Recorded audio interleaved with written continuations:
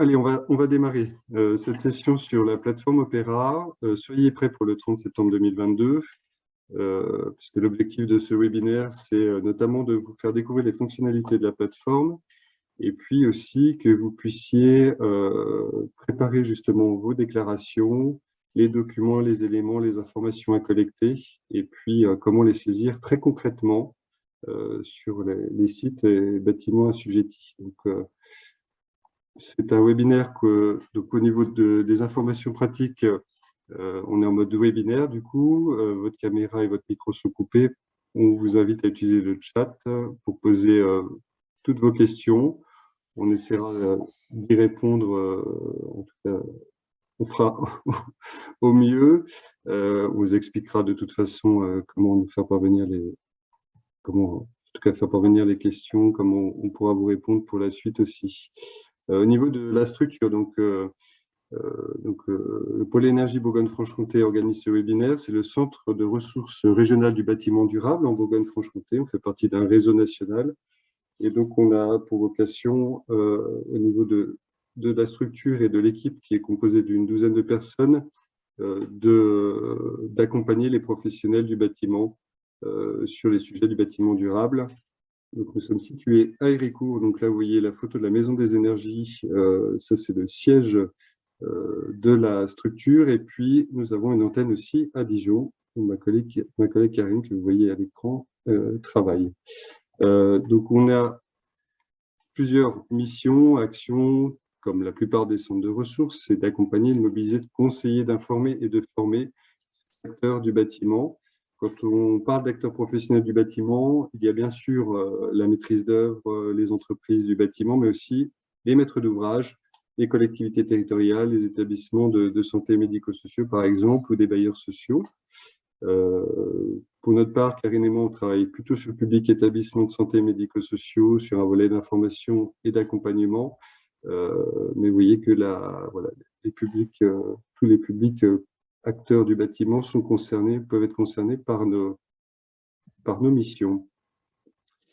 Au niveau du programme proposé aujourd'hui, Emerson fera un rappel réglementaire sur le dispositif éco-énergie tertiaire, les échéances, les notions clés d'entité fonctionnelle assujettie, puisqu'on a eu un certain nombre de questions sur ce sujet-là, la présentation de la plateforme, un quart d'heure, 20 minutes, et puis un temps un peu plus long de questions-réponses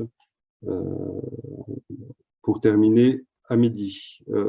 Les intervenants, Emerson qui se présentera, Emerson Cabane, chef de projet à l'ADEME, que je remercie. Il a pris une petite heure pour venir présenter la plateforme. Et puis pour l'animation, donc moi-même, David Boileau et Karine Vrel au Pôle Énergie. Donc on est conseiller animateur de ce programme régional qui a été mis en place en 2021 avec le soutien de l'ARS et de l'ADEME et de la Banque des Territoires. Voilà pour cette présentation assez courte. Je vais départager et puis je vais pouvoir normalement, Emerson, te laisser oui. Alors, je reprends juste le partage d'écran. Normalement, vous devriez voir le support de présentation. OK. Donc, si c'est bon et que vous m'entendez bien, du coup, on va pouvoir y aller. Donc, bonjour à tous, je suis Emerson Cabane, je suis chef de projet Opera, du coup, à l'ADEME. Et aujourd'hui, du coup, on va faire une petite présentation assez rapide d'une quinzaine de minutes. L'idée, après, c'est d'aller assez vite sur vos questions pour essayer d'y répondre. On va faire un tour d'horizon de ce qu'est la plateforme Opera et des dernières actualités, et répondre aux questions les plus fréquemment posées. Donc, juste un petit rappel d'abord sur ce qu'est Opera. Donc, Opera, il y a trois principales visées. Donc, c'est l'Observatoire de la performance énergétique, de la rénovation et des actions du secteur tertiaire, et avec trois principales finalités pour cette plateforme. La première, et c'est peut-être la plus importante là en 2022, c'est d'être le lieu du dépôt des données qui sont exigées dans le cadre de l'application du dispositif éco-énergie tertiaire ou décret tertiaire. C'est donc sur cette plateforme que les assujettis vont devoir y déposer les données qui sont attendues. Ça, c'est peut-être, voilà, c'est qui est le plus prégnant en 2022. Ensuite, Opera également le lieu de la vérification de l'atteinte des objectifs réglementaires. Ça passera par le biais de la production d'une attestation annuelle pour chaque assujetti. Et également, Opera sera le support pour les agents de l'État en charge des contrôles pour qu'ils puissent réaliser les contrôles qui porteront dans un premier temps sur le remplissage des données et à terme aux différents jalons réglementaires sur le respect des objectifs. Et enfin, Opera sera également, c'est vrai que le point de départ de l'application de ce dispositif éco-énergie tertiaire, c'est le point de départ d'un gisement de données absolument unique sur le secteur tertiaire. Et donc, sur Opera, il sera possible de retrouver, lorsque la première échéance déclarative sera passée, des restitutions et une certaine mise en forme de toutes les données qui auront été collectées, avec mise en open data même de certaines données pour que chacun puisse s'en saisir et mieux comprendre ce que consomme le secteur tertiaire en fonction des secteurs d'activité, des disparités géographiques et bien sûr dans le respect des règles de confidentialité. Aussi, un avant-propos aussi sur l'année 2022 qui est vraiment une année particulière parce que c'est l'année vraiment de mise en application concrète des premières exigences déclaratives. Et donc, c'est vraiment une année d'apprentissage.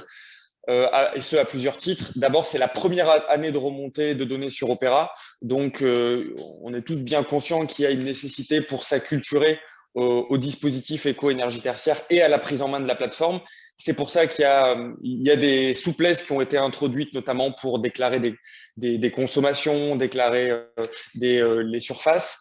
Et il y aura également le droit à l'erreur si jamais on se rend compte, y compris après la date du 30 septembre, que on s'est trompé sur une donnée à déclarer et qu'on souhaite revenir dessus. Ce sera bien sûr possible de le faire, y compris après le 30 septembre. Aussi, les années 2020 et 2021 qui sont attendues au 30 septembre 2022, les années de consommation, les déclarations de consommation, ne sont pas représentatives étant donné le contexte sanitaire. Il y a certaines catégories d'activités qui ont des consommations anormalement basses et d'autres, et là c'est le cas notamment des établissements de santé, anormalement hautes peut-être. Donc c'est pour ça que les années 2021 et 2020 qui doivent être déclarées au 30 septembre n'engendreront pas la production d'une attestation annuelle. Donc voilà, c'est aussi le parti qui a été pris. C'est vrai que 2022, c'est aussi l'année la plus chargée en termes de saisie parce que tout démarre sur Opera. C'est l'année où on doit s'inscrire, on doit déclarer son patrimoine assujetti, puis on doit effectuer plusieurs années de consommation. Donc 2021, 2020 et éventuellement une consommation de référence sur une année au choix entre 2010 et 2019. Et en fait, une bonne partie de la charge de travail qui est attendue, qui est demandée en 2022 ne sera pas reproduite sur les années suivantes. Parce que sur les années suivantes, voilà, si on s'est déjà inscrit, il n'y aura pas besoin de s'inscrire. Si le patrimoine n'a pas changé, s'il n'y a pas eu changement d'exploitant, d'occupant, il n'y aura pas besoin de reprocéder à la déclaration de patrimoine. Et il y aura normalement en phase de routine du dispositif une seule année de consommation à déclarer. Donc voilà, c'est une année chargé, mais en phase de routine, il y a une bonne part du travail investi cette année qui ne sera pas nécessaire à reproduire pour les années suivantes. Et aussi, pour nous, ADEME, c'est une année très importante parce que c'est vraiment l'année où on peut tenir compte des premiers retours d'utilisation de la plateforme. Voilà, l'avant-tout, c'est que ce dispositif et donc la plateforme soit utile, un outil utile. Et donc, on est vraiment à l'écoute de toutes vos suggestions pour améliorer la plateforme. Et bon, la priorité de 2022, c'est vraiment de mettre l'accent sur les fonctionnalités déclaratives pour que vous puissiez réaliser vos déclarations dans les meilleures conditions possibles. Et donc, on essaye d'être très, très réactif lorsqu'il y a des points de blocage ou des points d'amélioration qui nous sont donnés sur les déclarations à faire. Et ensuite, très vite, en 2023, on va pouvoir le voir ensuite, l'idée, c'est que la plateforme soit avant tout un outil utile et puisse vous être utile si vous êtes assujetti pour savoir, voilà, en fonction de la consommation que vous avez déclarée, est-ce que vous êtes plutôt dans le haut du panier, on va dire, des consommations relativement à votre catégorie d'activité et à votre zone géographique, voilà, pour que vous puissiez aussi mieux comprendre comment vous vous situez par rapport à la moyenne des déclarations qui auront été effectuées.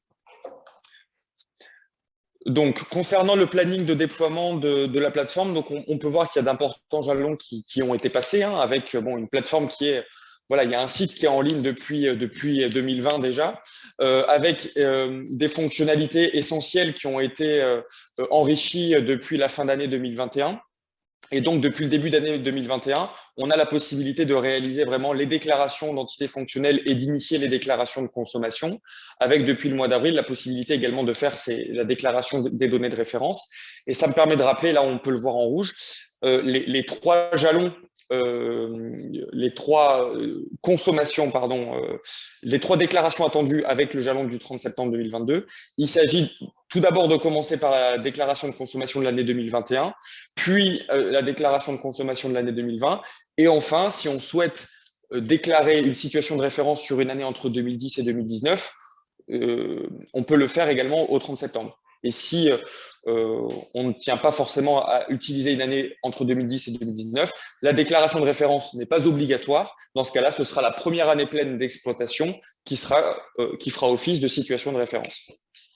Et ensuite, en fin d'année 2022, du coup, on aura aussi d'autres fonctionnalités, on va pouvoir le voir, avec mise en place des fonctionnalités de contrôle pour les agents de l'État et également un mode opératoire complémentaire pour encore diversifier les manières de pouvoir réaliser les déclarations.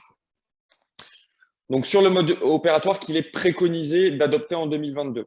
Donc, c'est, on va dire, pendant le premier semestre, là, c'est vrai que ça avance vite, c'est d'avoir le plus vite possible, si ce n'est pas déjà le cas, un premier contact avec la plateforme pour se connecter, essayer d'effectuer une déclaration de patrimoine assujetti, donc le terme technique, c'est entité fonctionnelle, essayer d'effectuer une déclaration de consommation. Et en fait, pourquoi essayer? Parce que c'est la meilleure manière de voir les informations qui sont demandées. Et également que toutes les déclarations sont modifiables, supprimables. Donc, il n'y a pas de risque à vouloir réaliser des essais, bon, sous réserve de bien les supprimer si ce ne sont que des essais. Mais en tout cas, Opera est vraiment conçu pour ça. Ensuite, le deuxième temps, c'est il y a peut-être certaines données qui nécessitent un petit temps de compréhension ou un dialogue, notamment quand on est dans une situation propriétaire-preneur à bail. Et donc, le deuxième temps, ça peut être celui de la collecte des données qui sont à déclarer. Et ensuite, jusqu'au 30 septembre, on peut réaliser ces déclarations progressivement. Voilà, quand on s'est décidé à faire une déclaration sur Opera, on n'est pas obligé de la terminer. On peut très bien réaliser une partie de sa déclaration, enregistrer le travail et y revenir plusieurs semaines, plusieurs mois plus tard pour compléter une fois qu'on a collecté des données complémentaires. Concernant maintenant les supports qui sont disponibles en 2022, depuis le 1er janvier, il a été récemment revu, amélioré. On a un guide utilisateur de prise en main de la plateforme qui permet de détailler comment utiliser les principales fonctionnalités de la plateforme. Alors, je précise tout de suite que la lecture de ce guide, elle n'est pas nécessaire avant de venir sur Opera. Il faut vraiment, je pense, voir sa lecture comme un peu celle d'un manuel d'exploitation d'un matériel, c'est-à-dire d'abord on essaye d'utiliser le matériel et puis on sait qu'en cas de problème, on sait qu'on peut se référer au guide et trouver des informations pour s'y débloquer. C'est plutôt comme ça que la bonne manière de l'appréhender, mais on peut tout à fait le consulter avant de venir sur Opera. Ce support, il sera très prochainement enrichi d'une vidéo de démonstration de l'utilisation de la plateforme de A à Z qui sera illustrée sur la base de cas concrets. Donc, l'idée, c'est voilà, comment se passe l'intégralité du travail à faire sur Opera quand quelqu'un, c'est la première fois qu'il vient sur la plateforme, donc à partir du moment où il découvre jusqu'à la réalisation des déclarations de consommation. Donc, depuis l'étape d'inscription, en passant par la déclaration du patrimoine assujetti et des consommations. Donc ça, cette vidéo, elle sera vraiment disponible dans les tout prochains jours. On a vraiment l'objectif de la mettre d'ici la mi-juin. Donc ça devrait être là sous une dizaine de jours. Ensuite, cette vidéo, plutôt là, à partir du dernier trimestre, elle sera enrichie avec des tutoriels vidéo qui seront plus ciblés, peut-être qui détailleront un petit peu plus en détail les principaux parcours. Donc, comment se créer un compte, comment déclarer un patrimoine des consommations en déclinant avec plusieurs situations. Ça peut permettre de rentrer plus dans le détail que dans la vidéo de démonstration. Et enfin, si les ressources présentes sur la plateforme Opera ne permettent pas de répondre à vos questions, il est toujours possible de s'adresser à une assistance support. Et dans l'onglet Contact d'Opera, vous avez 2 boîtes mail selon qu'il s'agit d'une question d'interprétation des textes réglementaires qui flèche directement vers les bons services du ministère. Et quand c'est une question qui porte sur les fonctionnalités, l'utilisation de la plateforme Opera, là, il y a une deuxième boîte mail qui retourne vers nous, ADEME, et on essaie d'être réactif pour vous répondre. Comment maintenant effectuer, pour celles et ceux qui ne sont pas encore très familiers avec Opera, il y a 2 moyens pour effectuer ces déclarations, les déclarations attendues du 30 septembre 2022. Donc, ces 2 moyens, c'est la possibilité d'effectuer ces déclarations par le biais de l'interface. Donc, c'est ce qu'on appelle interface homme-machine ou IHM. Et donc, on peut, donc là, très concrètement, il s'agit vraiment de réaliser ces déclarations écran après écran sur Opera, donc un peu à la manière dont on fait tous nos déclarations d'impôts, par exemple. Là, c'est un même fonctionnement. On a plusieurs étapes et on peut réaliser ces déclarations. On va le voir juste après. Il y a aussi un deuxième mode opératoire pour celles et ceux qui sont vraiment concernés par beaucoup de patrimoine qui est assujetti, beaucoup de déclarations à effectuer. Là, il y a toutes les étapes essentielles à réaliser sur Opera, que ce soit création des comptes, déclaration du patrimoine, déclaration des consommations, qui peuvent être effectuées par le biais d'un import de fichiers CSV. Et là, le principe, c'est que un assujetti peut concentrer ses déclarations dans un même fichier, importer ce fichier, et à ce moment-là, les déclarations sont vraiment réalisées en une fois que ce fichier est importé. Donc ça, c'est vraiment les deux manières de pouvoir faire ces déclarations, les déclarations du 30 septembre. Et pour les années suivantes, on travaille là sur un troisième mode opératoire. Ce sera l'interfaçage direct avec des logiciels tiers. Et donc là, par exemple, c'est si vous avez déjà dans un logiciel interne ou une solution à laquelle vous souscrivez, vous avez toutes les informations attendues sur Opera. L'idée, c'est que depuis cette interface, depuis votre logiciel, vous pouvez cliquer sur un bouton pour envoyer les données sur Opera et voilà, simplifier au maximum la saisie. Ça, ce sera pour vraiment les déclarations suivantes, donc celles qui seront attendues au 30 septembre 2023. Donc voilà, là, j'ai mis une illustration pour illustrer, hein, pour celles et ceux qui ne sont pas encore familiers, ce qu'est l'interface machine. Donc on peut voir que c'est le parcours, il est séquencé en plusieurs étapes avec un rappel des informations quand il y a des points techniques. On a des compléments d'information, des bulles d'information. On est bloqué aussi en cas de saisie incohérente. Et c'est vraiment, même pour celles et ceux qui savent qu'ils veulent effectuer les saisies par import de fichiers, on conseille vraiment d'effectuer au moins une et au moins des essais de déclaration par l'interface, parce que c'est vraiment la meilleure manière de comprendre les informations demandées et c'est le meilleur moyen de savoir constituer un fichier CSV cohérent, c'est de s'acculturer par le biais de l'interface. Ensuite, pour réaliser des déclarations par import, donc on peut voir que là, il y a différents écrans sur Opera qui permettent d'importer un fichier. Donc le principe est assez simple, hein. On vient charger un fichier CSV qui a été constitué et ensuite ce fichier il est traité et peut soit être accepté s'il n'y a pas d'incohérence de saisie, soit s'il y a une incohérence de saisie, à ce moment-là il y aura un rejet. Par exemple, s'il y a dans une colonne on attend des jours, donc une valeur entre 1 et 31 et qu'il y a la valeur 75 par exemple où il y a des lettres, à ce moment-là ce sera une saisie incohérente. Selon la criticité de la saisie, si l'information est obligatoire ou pas, ça entraînera un rejet. La déclaration ne sera pas acceptée. Dans ce cas-là, Opera vous proposera un fichier de rejet avec des motifs qui permettront de préciser pourquoi le fichier n'a pas pu être accepté, ce qui permet de retravailler son fichier et de le réimporter pour qu'il puisse être accepté. Et donc, on a deux types de fichiers sur Opera pour réaliser les imports de fichiers. On a un fichier de description qui détaille l'ensemble des règles à respecter. Donc, c'est un fichier assez technique, hein, avec également des exemples qui sont illustrés. On a des cas d'usage qui ont été identifiés et pour lesquels il y a des exemples de remplissage de fichiers CSV qui ont été faits. Ça, c'est pour le fichier de description. Et on a un deuxième fichier qui est un outil et pour essayer de générer plus simplement un fichier CSV avec notamment proposer des listes déroulantes lorsqu'il y a des choix comme ça. Donc, ça permet de constituer plus simplement un fichier CSV valide. Ensuite, alors là, c'est pas pour tout de suite, hein, parce que, comme je l'ai dit, les déclarations de consommation 2021 et 2020 ne font pas l'objet de la production d'attestation annuelle, mais c'est pour un peu se projeter.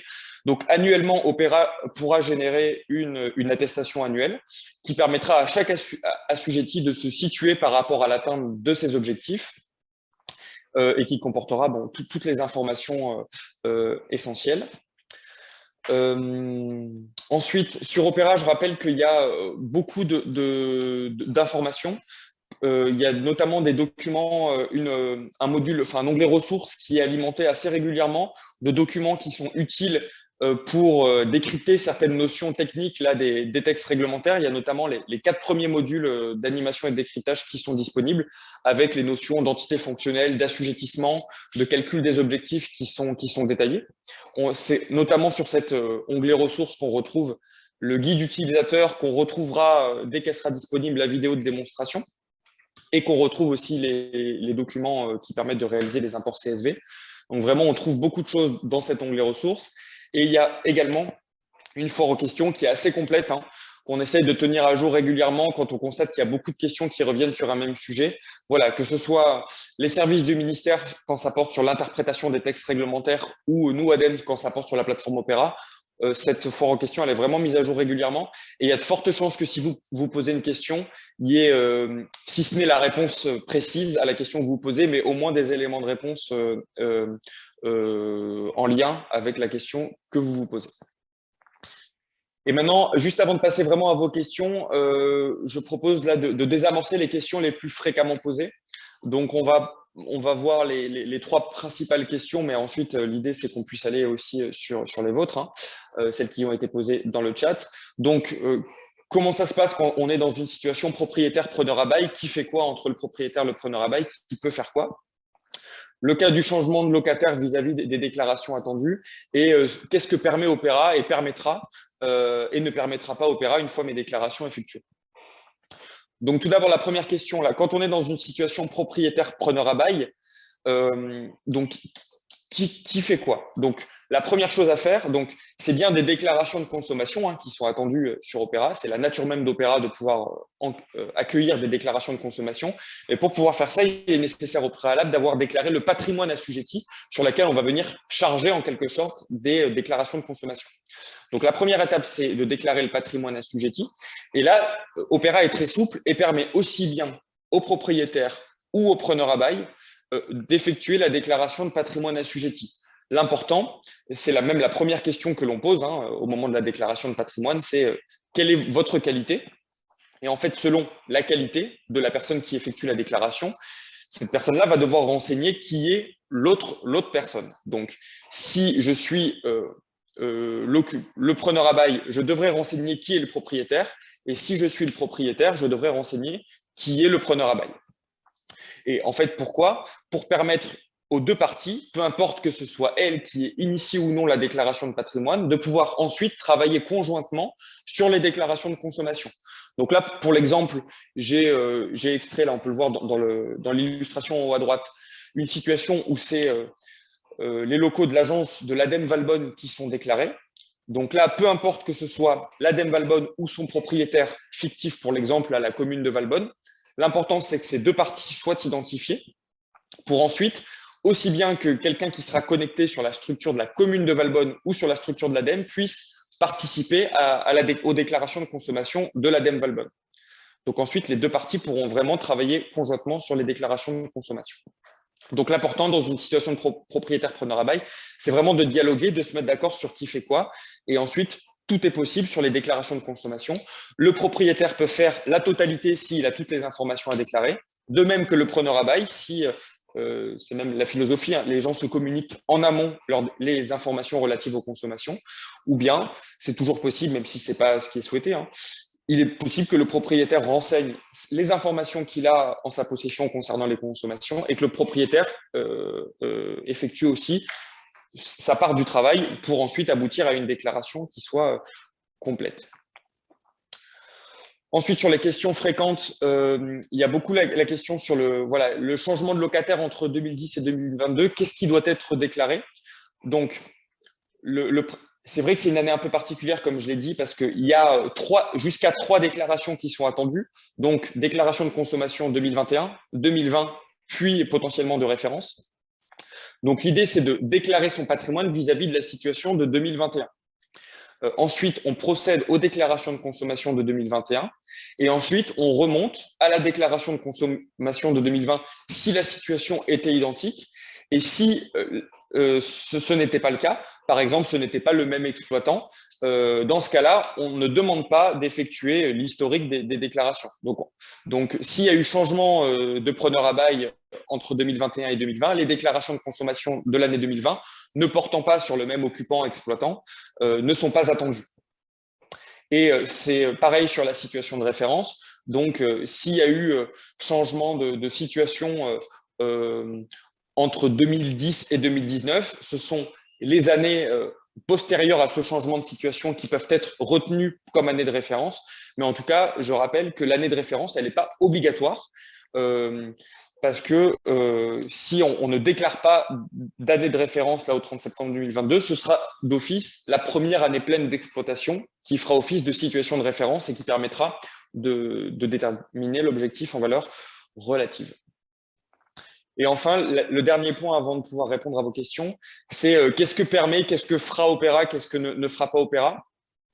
Donc, la première chose, c'est la déclaration de la situation de référence quand vous l'effectuerez. Donc, selon qu'il s'agisse d'une année entre 2010 et 2019 ou de la première année pleine d'exploitation de votre activité, Opera calculera automatiquement l'objectif en valeur relative. Donc, il n'y a pas de travail complémentaire à faire pour vous auto-déterminer un objectif. C'est à partir de la déclaration de consommation de référence, Opera réalise automatiquement le calcul de l'objectif en valeur relative. Ensuite, sur la base des déclarations de consommation annuelles, donc ce sont ces dernières qui permettent de déterminer l'objectif en valeur absolue, donc sur la base des activités qui sont exercées. Par exemple, si une année, vous avez 500 mètres carrés de bureau, 500 mètres carrés de restauration dans votre entité fonctionnelle, vous allez avoir un certain objectif en valeur absolue. Et si vous faites un réaménagement et qu'une année d'après, vous n'avez pas 500 et 500, mais vous avez 750 mètres carrés de bureau, 250 mètres carrés de restauration, là, l'objectif va changer parce que la nature de votre activité n'est pas la même. Donc, Opera réalise tout seul la mise à jour, le calcul et la mise à jour éventuelle de l'objectif en valeur absolue. Et je rappelle aussi, c'est un peu technique, mais que cette mise à jour peut venir également mettre à jour l'objectif en valeur relative. Mais en tout cas, il n'y a aucun travail à effectuer de votre côté. C'est uniquement sur la base des déclarations effectuées que Opera calcule automatiquement les objectifs. Et il n'y a pas de choix à formuler. Il y a automatiquement deux objectifs et le respect de l'un des deux suffit pour être conforme. Et enfin, juste pour se projeter un petit peu plus loin, sur les fonctionnalités de benchmark, c'est vrai que en 2022, c'est vraiment l'année des déclarations, donc on essaie de faire en sorte que ça puisse être fait de la manière la plus pratique possible. Mais ensuite, très vite, l'idée, c'est qu'Opera soit avant tout un outil utile. Et donc, l'idée, c'est que, en tant qu'assujetti, Opera puisse vous informer sur, selon les consommations que vous avez déclarées et l'activité qui est exercée dans votre patrimoine, ça permettra, Opera vous permettra un comparatif, un benchmark par rapport à des activités similaires. Est-ce que voilà, votre consommation se situe plutôt dans la moyenne, est plutôt meilleure que la moyenne ou plutôt un petit peu en deçà, pour que vous puissiez comprendre peut-être un peu mieux sur quel patrimoine prioriser vos actions, etc. Donc l'idée, c'est vraiment que Opera devienne très vite, après les déclarations là, qui sont vraiment le point important de cette première année, Opera puisse devenir vraiment un outil utile et qui puisse participer à votre stratégie de mise en conformité des objectifs et de diminution des consommations d'énergie. Donc voilà pour les questions-réponses les plus fréquentes. Et maintenant, je pense qu'on peut passer peut-être à celles que vous avez posées plus directement dans le chat. Je n'ai pas pu les consulter pendant la présentation. Oui, il y en a eu un certain nombre. Merci, Merson, pour la présentation. Peut-être juste, si tu peux rappeler, ça faisait partie des objectifs du webinaire par rapport à l'entité fonctionnelle assujettie. Si on peut juste rappeler notamment les cas où on a multi-propriétaires ou Oui. avec un point de livraison énergie ou inversement, un même SIRET réparti sur deux sites avec plusieurs PDL. C'est souvent le casse-tête et on a eu pas mal de questions en amont de l'intervention sur ce sujet-là. Oui. Alors, je vais essayer de détailler. Je précise juste, il y a vraiment un support dédié à la notion d'entité fonctionnelle qui se trouve dans l'onglet ressources d'Opera. Donc, je veux juste souligner qu'il existe. Mais en tout cas, je vais essayer de prendre plusieurs exemples. Une entité fonctionnelle, c'est relatif à l'exploitation qui est faite dans un local tertiaire assujetti. Donc, typiquement, on peut avoir plusieurs configurations. Je prends plusieurs exemples. Parce que ça peut être un bâtiment entier, une partie de bâtiment ou un ensemble de bâtiments selon les cas. Typiquement, si on a un bâtiment de bureau de 10 étages avec un preneur à bail différent par étage, dans ce cas-là, il y aura autant d'entités fonctionnelles à déclarer que de preneurs à bail différents parce que c'est autant d'exploitations qui sont différentes. Donc là, c'est bien autant d'entités fonctionnelles que de preneurs à bail différents à déclarer. Si dans ce même bâtiment, on n'a non pas un preneur par étage, mais on a un unique preneur pour l'ensemble du bâtiment, bien que ce soit le même bâtiment, là, il ne fera pas l'objet de 10 déclarations. Maintenant, ce sera une seule déclaration. Donc là, le bâtiment entier fera l'objet d'une unique déclaration parce qu'il y a un seul occupant dans ce bâtiment. Et enfin, on peut très bien avoir des cas d'un site où, par exemple, on peut prendre l'exemple d'un lycée. Dans un lycée, on a souvent plusieurs bâtiments, un bâtiment d'enseignement, un bâtiment d'administration, un bâtiment de restauration, par exemple. Mais là, l'exploitation, tous ces différents bâtiments participent à l'activité d'un seul lycée. Et donc là, il y a une seule déclaration à la maille du lycée à effectuer. Et donc là, on ne demande que de déclarer une seule déclaration de consommation qui est relative à l'ensemble des activités exercées dans le lycée, qu'elles soient dans 1, 2, 3 ou N bâtiments. Donc, il peut y avoir plusieurs configurations. La meilleure définition de l'entité fonctionnelle, c'est peut-être celle d'un établissement au sens de l'INSEE. Donc, c'est un établissement qui a normalement un numéro ciré, du coup. Mais il peut y avoir des cas où les déclarations peuvent ne pas être effectuées à cette maille. Par exemple, c'est l'exemple qui avait été pris lors du dernier webinaire que l'on a fait avec la DHUP, dont le replay est disponible dans l'onglet ressources. Il y avait notamment le cas des sites polyvalents des collectivités où sur un même site, on a une médiathèque, un hôtel de ville et des bâtiments de services techniques. Là, il y a plusieurs manières de réaliser ces déclarations. Si on a un seul point de livraison et qu'on ne connaît absolument pas le détail et qu'au final, l'exploitant est le même, ça reste la commune dans ce site, on peut très bien réaliser une unique déclaration. Mais si, pour des raisons X ou Y, on a typiquement des points de livraison bien distincts, on a des bâtiments qui ont pas été construits à la même époque, on peut très bien, sur ce même site, réaliser autant de déclarations on va dire, de fonctionnalités différentes. Donc, une déclaration pour l'hôtel de ville, une déclaration pour les services techniques, une déclaration pour, je ne sais plus quelle troisième fonctionnalité j'avais prise, mais une médiathèque, par exemple. Donc là, cette notion d'entité fonctionnelle, elle peut être un peu, notamment dans le cas du public des collectivités, un peu élastique selon, si on a si on a plus ou moins de points de livraison et si au final l'exploitation reste la même. Si c'est au final le même exploitant, on peut très bien regrouper ou dissocier les déclarations à effectuer. Ok, merci Emerson. On a des questions liées au fichier CSV à utiliser. Tu l'as présenté, mais il est disponible sur le site Opera, il me semble, en téléchargement. Oui, c'est ça. Il est disponible dans les ressources. Et je précise aussi que ces fichiers, ils sont versionnés parce qu'on a beaucoup de demandes pour pouvoir réaliser plus de déclarations par CSV. Et donc, voilà, quand on a des demandes légitimes et qu'on fait des améliorations pour pouvoir déclarer une chose qui n'était pas possible auparavant, eh bien, on met à jour le fichier CSV. C'est pour ça qu'ils sont versionnés. Donc, si vous vous apprêtez à faire un import, veillez bien à télécharger la dernière version du fichier qui se trouve dans l'onglet ressources. Par rapport aux bâtiments assujettis, il y a une question sur les bâtiments de l'État. Quand est-ce qu'ils pourront être intégrés dans Opera? Alors, sur les bâtiments de l'État, on mène un travail spécifique avec la direction immobilier de l'État parce qu'il y a un référentiel spécifique et donc il y a vraiment un travail spécifique là en cours avec la direction immobilier d'État. Et là, je crois qu'ils souhaitent garder la main vraiment sur la communication, sur le process qu'ils souhaitent mettre en place pour réaliser les déclarations. Mais probablement qu'ils se chargeront d'une bonne partie de l'initialisation des déclarations. Donc voilà, tout ce que je peux vous dire, c'est qu'il y a un travail bien spécifique et que n'hésitez pas à vous retourner vers la direction immobilier de l'État si vous avez plus de questions. En tout cas, c'est ce qu'on nous demande. Au niveau des questions aussi sur les contrôles des services de l'État et aussi les preuves à fournir par rapport au choix de l'année de référence, parce que relevé annuel fournisseur, s'il n'y a plus l'existence de la facture, comment ça se passe en fait? Voilà, quelles sont les pièces à garder? Enfin voilà, si tu peux peut-être Alors, oui, alors éclairer. déjà, toutes les informations déclarées sur Opera doivent pouvoir être justifiées par le biais de facture ou de sous-comptage, que ce soit la déclaration de référence ou même les déclarations de consommation annuelle. Ensuite, sur l'année de référence, c'est vrai qu'il est possible du coup de déclarer une année au choix entre 2010 et 2019.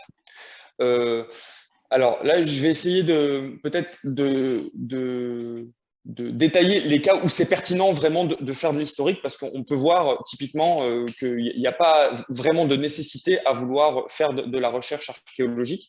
Typiquement, si il n'y a pas eu de travaux de rénovation d'entamés depuis 2010, donc on peut suspecter que les consommations depuis 2010 et entre aujourd'hui sont sensiblement équivalentes. Là, il n'y a peut-être pas nécessité de vouloir absolument déclarer une année entre 2010 et 2019 parce que la première année pleine d'exploitation sera très proche. Donc, que l'on soit très performant depuis 2010 ou on va dire que l'on n'ait pas fait de travaux depuis 2010, voilà, ces cas-là ne méritent pas nécessairement de faire de la recherche archéologique. Là où c'est vraiment intéressant, c'est s'il y a eu des actions de rénovation ou des actions qui ont participé à la réduction des consommations qui ont été mises en place depuis 2010. Et là, c'est particulièrement intéressant de choisir une année en amont entre 2010 et la période de réalisation de ces déclarations pour pouvoir avoir une consommation de référence relativement élevée et pouvoir avoir déjà une prise en compte de ces actions dans l'atteinte de l'objectif en valeur relative. Donc, c'est vraiment peut-être le cas qui mérite le plus de faire de la recherche de facture, mais sinon, la première année pleine d'exploitation engendrera un objectif en valeur relative sensiblement équivalent que l'on prenne la première année pleine d'exploitation ou une année entre 2010 et 2019. Et autre question aussi qui s'est posée, pour ceux qui n'arrivent pas à se connecter, vers qui peuvent-ils se tourner lorsqu'ils voient des messages comme accès refusé? Quelle personne physique ou mail? Enfin, voilà, Oui. c'est la question de l'assistance, en fait. Oui, alors on essaye sur les messages les plus fréquemment rencontrés. Ça, en tout cas sur celui qui a été évoqué, c'est relatif au niveau de sécurité pour avoir un minimum de niveau de sécurité.